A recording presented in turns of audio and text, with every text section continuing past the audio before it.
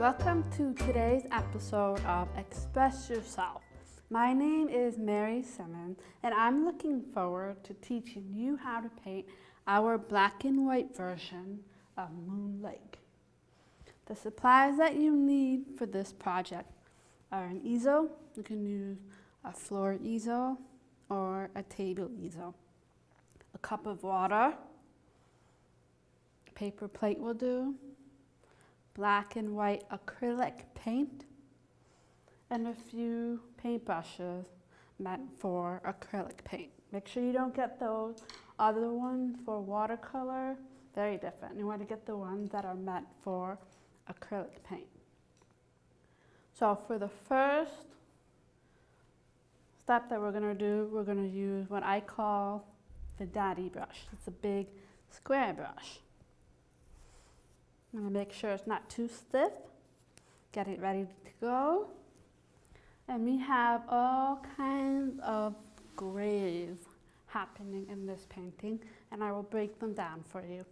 The first thing we're going to do is the base gray for the water. I like to use my hand to help me measure. So it's about one stretched hand, about that much. It's not a perfect exact measurement, just a rough estimate. One hand here. Then with the daddy brush, I'm going to go ahead and do one side in black paint. A nice generous amount of black. Flip it over. Scoop a little bit of white on the other side. We've got black and white. Make a little dot near the pinky, just a mental note, so I know where to stop. And I'm going to go back and forth using the wide side of my brush and blend the two colors together.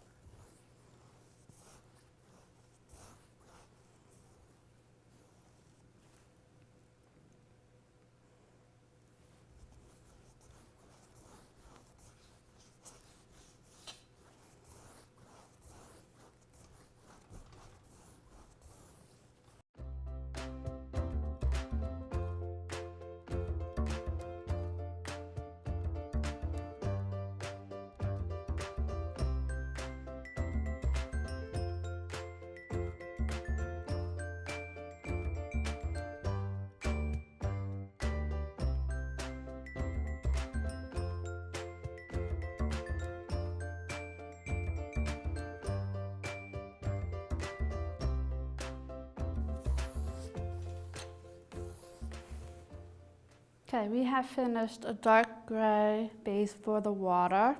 I'm also going to start on the sky. You want to do the same color combo, half white, half black. And I'm going to do about 2 or 3 fingers from the top of the canvas. Now, as we go down, I'm going to gradually do less black and more white. And as we get closer and closer, it's going to be just white. We don't need black anymore. There's enough gray left over on your brush to pick it up. And you should have a nice, soft, light gray as you get close to the water.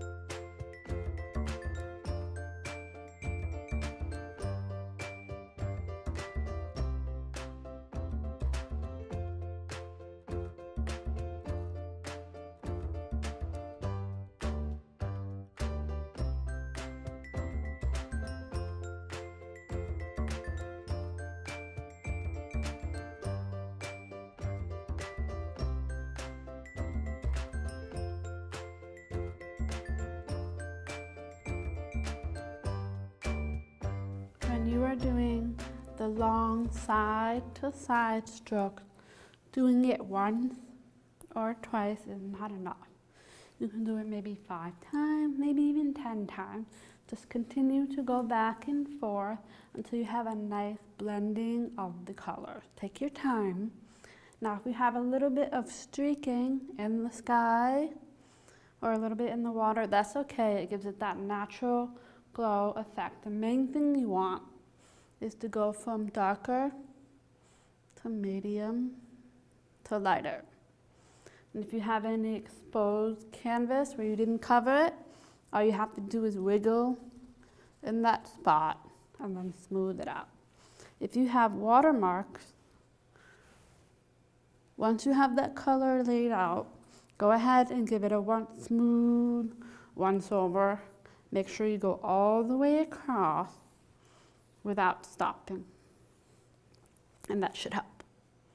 After we have this down, you're going to take a short break, maybe 5 to 10 minutes, and then we'll come back and do the details of the moon, the clouds, and the reflection in the water. So I'm going to go ahead and clean this brush before we move on to the next part.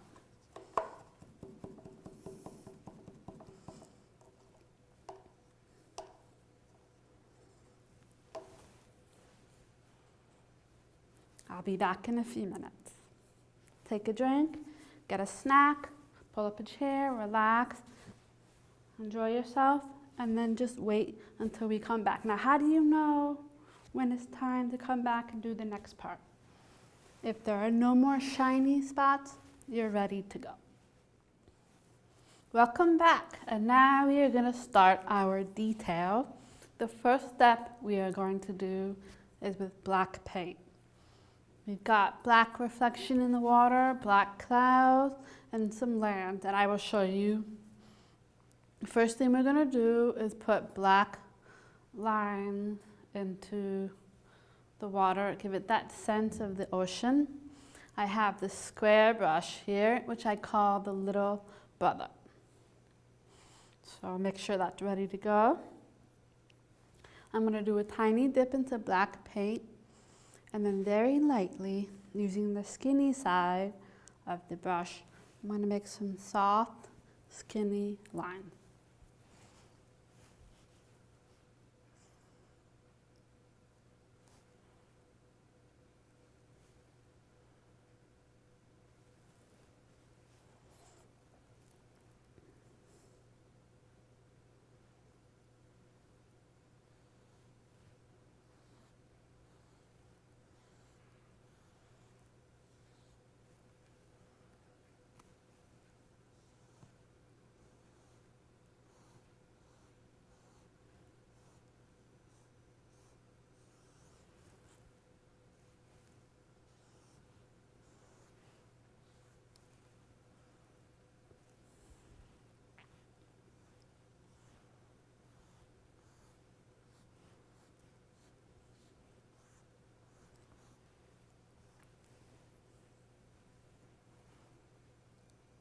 The next thing we are going to do is the land from afar. Just a little bit on the right and a little bit on the left. You don't want them to be exactly the same. You also don't want them to be perfectly wavy. You want it to be irregular, a little bit organic, so it looks more natural. And it's only about an inch. And then it comes to a point as you get closer to the center. And make sure you have a nice gap in the middle for where we're going to put the moon. So I'm going to use the same brush and dip just the tip again.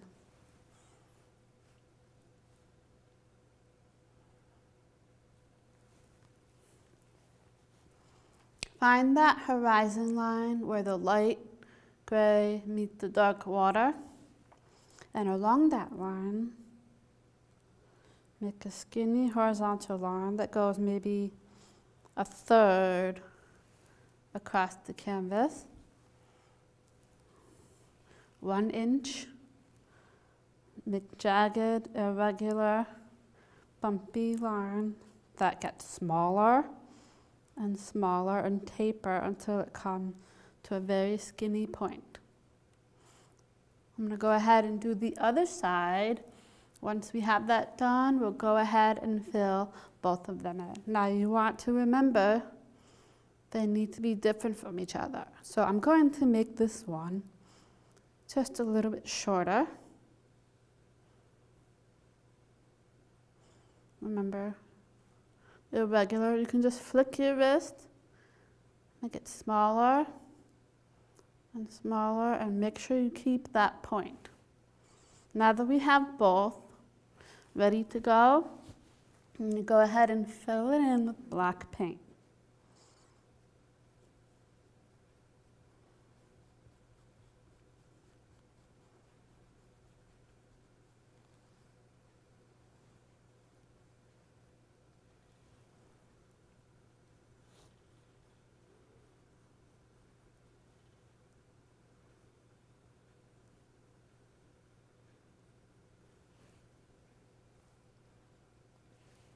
So we have these two guys ready to go.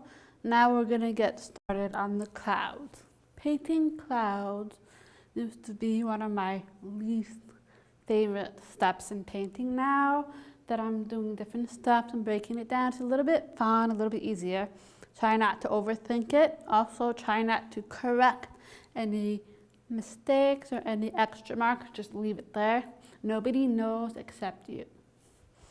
So we're going to go ahead using the same other brush, dip into black. Now, what I want you to do is I want you to think of a croissant, like the French breakfast, that pastry, where the bread is fluffy in the middle, and then it comes down to a point at the end. We're just going to stretch that point and make it a little bit longer. Another way that I like to make clouds look a little bit more authentic and frame my picture better is I put half the cloud off the canvas.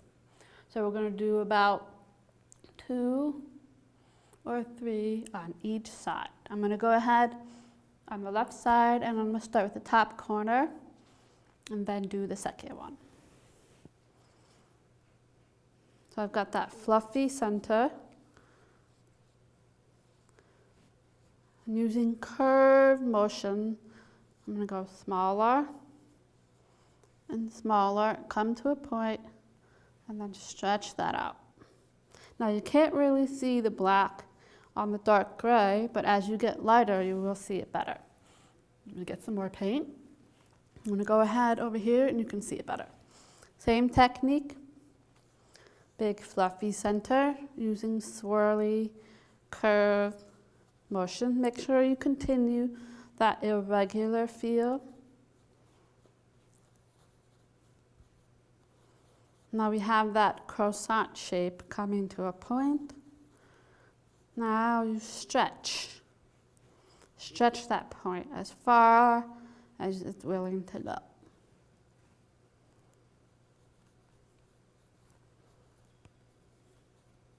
We're going to do the same on the other side, but make sure that they're not exactly the same. Make one a little shorter, one a little longer. I'm going to go ahead with the black on the dark gray and that corner as well.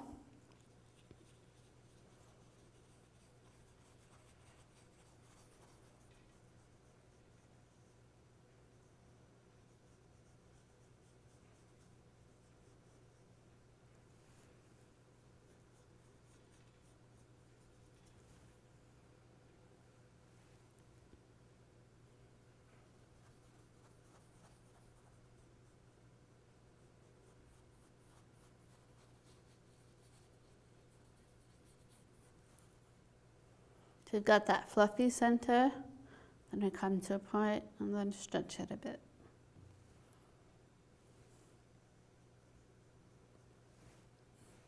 So now we have the dark part of the clouds ready to go. We're going to let that dry for a second before we put a lighter gray on it, which will be the light from the moon. So I'm going to go ahead and put this in the cup of water and get ready for the moon base while I let that dry. So I've got what I call the sister brush. Basically, it's a flat brush, but it has curved edges. We're going to go ahead and dip into white paint. Now I like to make an outline and then fill it in. The hard part will be getting that straight line on top of the water, and then you can do a half circle, or you can raise the moon and make a more complete circle.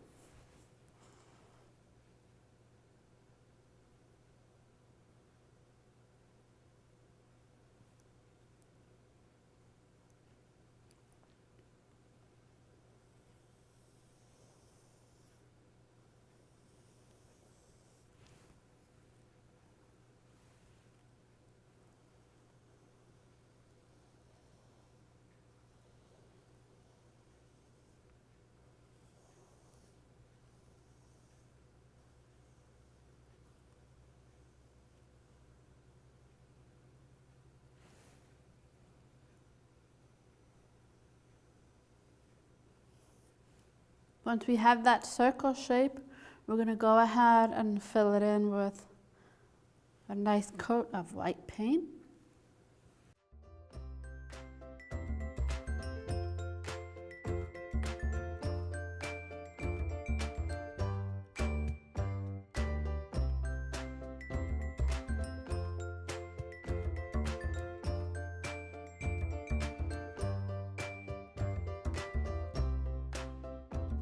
So we have the base of the moon.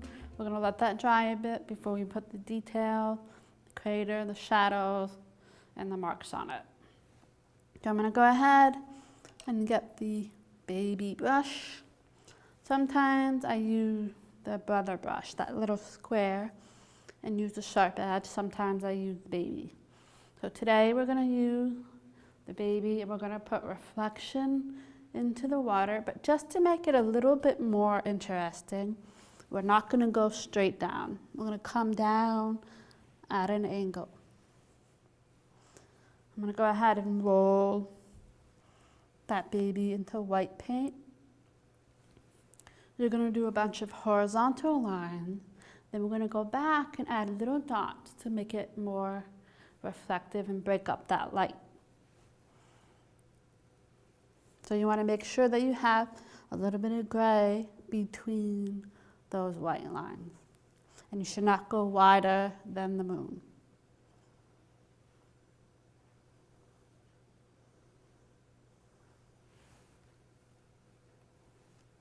Trying to remember to keep that angle.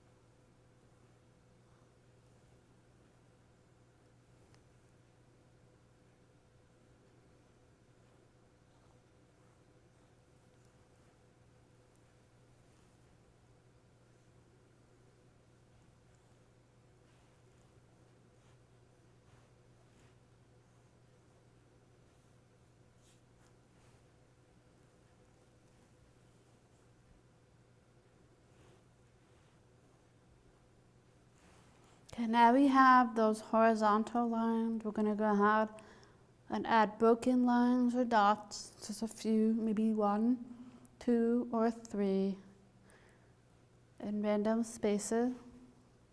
Because when you have the water wave, the light gets broken up. So I'm going to start with a few broken dashes.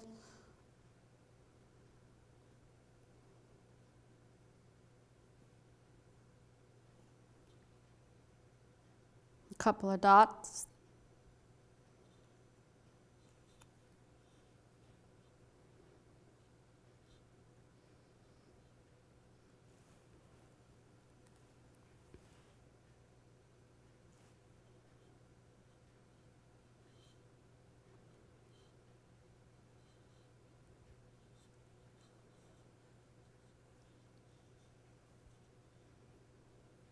I'm going to do the same on the other side.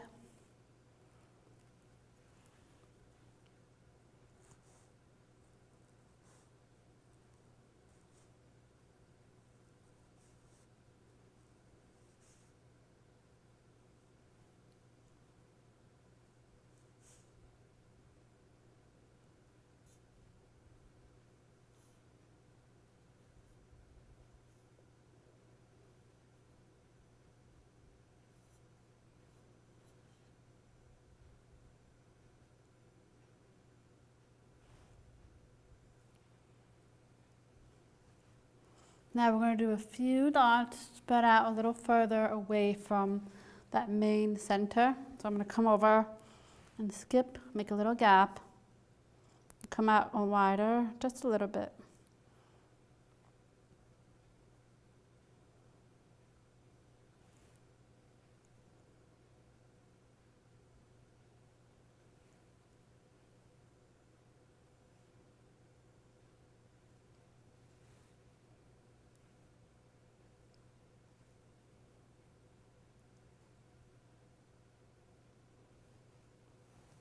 Okay, we'll let that dry a bit and we'll break it up with some more gray later.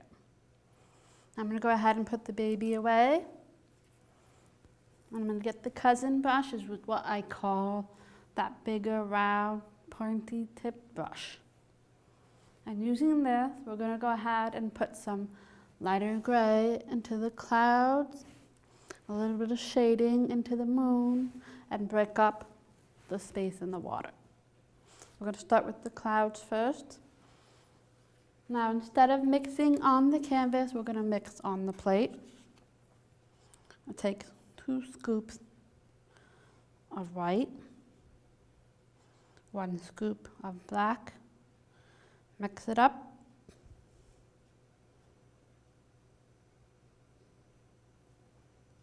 Now, one thing you want to do is you want to double check the gray against your own painting.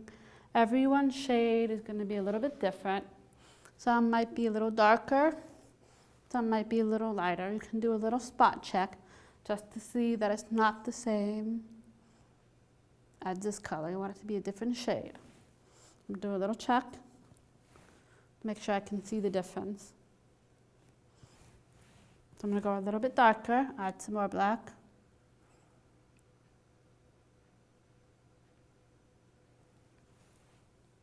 Now underneath the bottom of each cloud, we're going to add a gray highlight. It's just the light from the moon.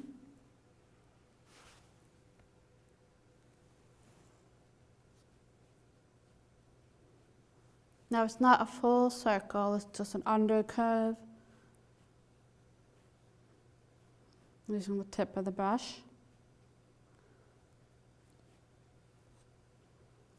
Do that in each cloud.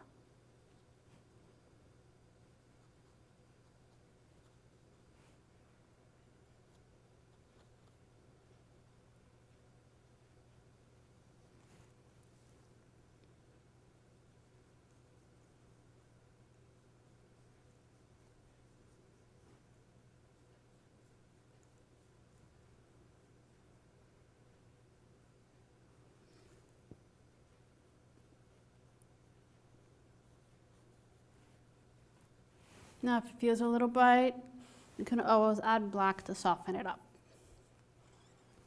Now we're going to go ahead and make an even lighter gray for the moon. So mixing some gray and then adding white to it. So we should have a pale gray.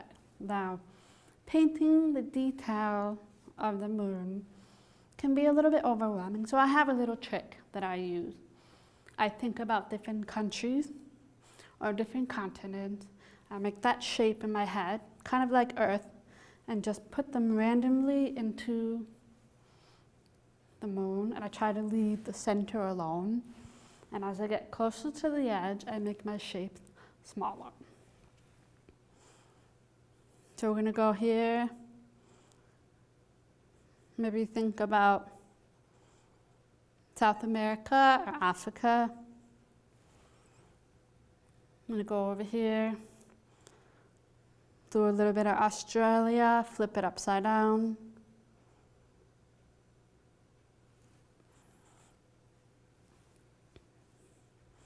Do the United States over here. Pick any shape you want. It just helps you give it that more geophysical character that looks more natural. And then when you get to the end, the edge of the moon, do the same thing, but much, much smaller. Do a little Hawaii and Japan. Add some random islands here and there. Do not make a real copy of Earth because we have the moon. It's just randomly place shadows and shapes.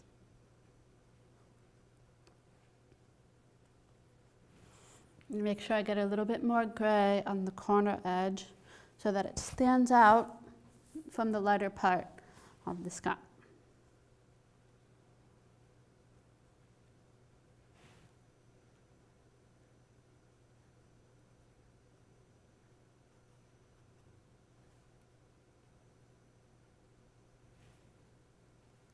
I'm trying to keep that center nice and bright.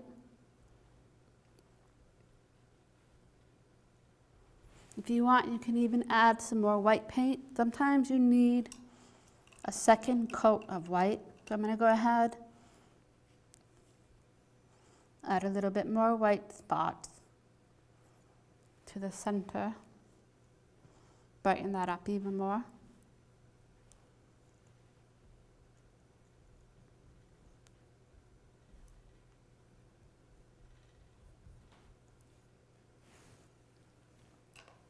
Maybe just a couple of specks.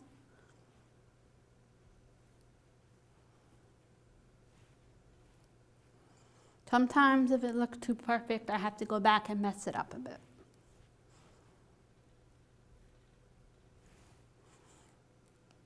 You can also put a little bit of white into those fake countries or continent shapes that we made. Break up those spaces, put a little white in them.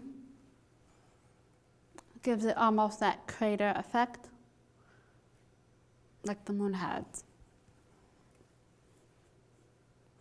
Now there's no exact formula I have here. These are just little steps that I use to put together.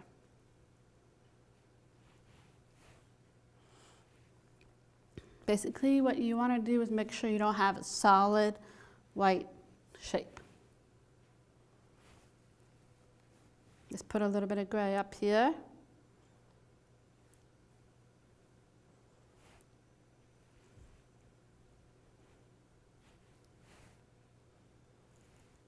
Now, if you add too much gray, you can always go back and touch it up with a little bit of white.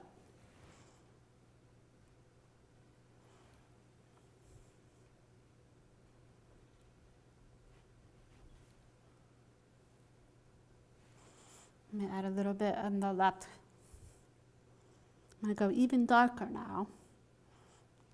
So we'll do a few specks of darker gray. I'm going to focus on just the corners.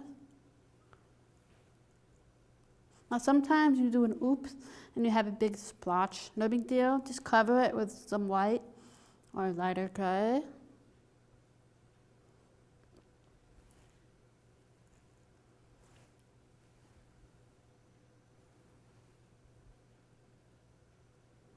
If you need to, you can define the line between the water and the moon.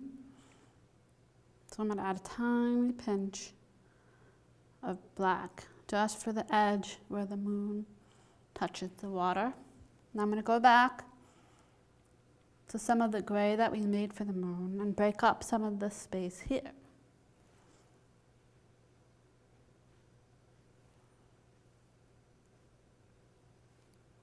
I'm going to put some in between, some on the white.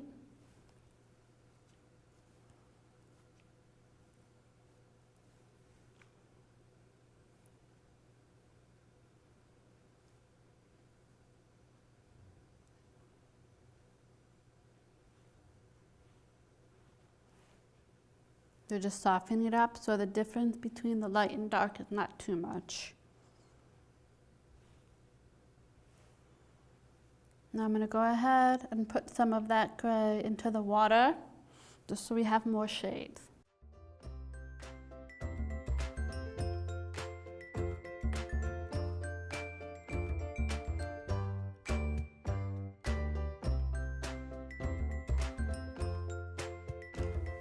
Okay, when you're painting, when I tell people during my art classes, when you're painting in front of a canvas for an hour or two, you know every little mark, every little step that went in there, and I promise it all comes together at the end and it looks better the next day when you're looking at the whole picture from fresh eyes. So also I want you to take a step back, walk away from your picture, look at it and see if there's any places you would like to add some touch-ups from afar. So I'm going to do the same myself. Everybody take a step back from your picture. Okay, so I looked at my picture and I see this gray is a little bit light, no big deal. I'm going to go ahead and get the baby brush. With a little bit of gray paint, I'm just going to add a little more edging to my moon to separate the sky.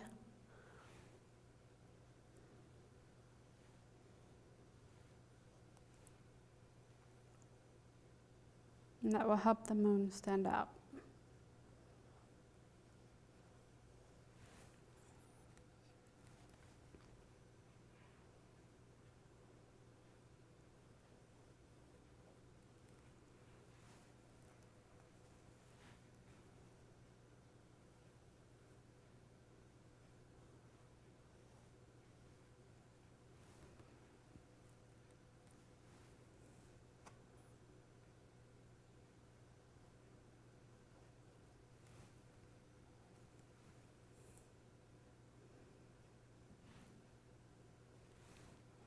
So now I have a little bit more contrast and I can see the separation from the moon and the sky. So now I'm happy with this moon here, and you can see the highlights in the cloud. You can see the gray in the moon. You can see the white reflection and the gray in the water, and a very simple landscape in the far distance. So thank you for joining us today at Express Yourself. Express Yourself TV show is sponsored by Southborough Access Media, and we also had a grant from Southborough Cultural Arts Council, so we want to thank everybody who's involved. My name is Mary Simmons, and I'll see you next time.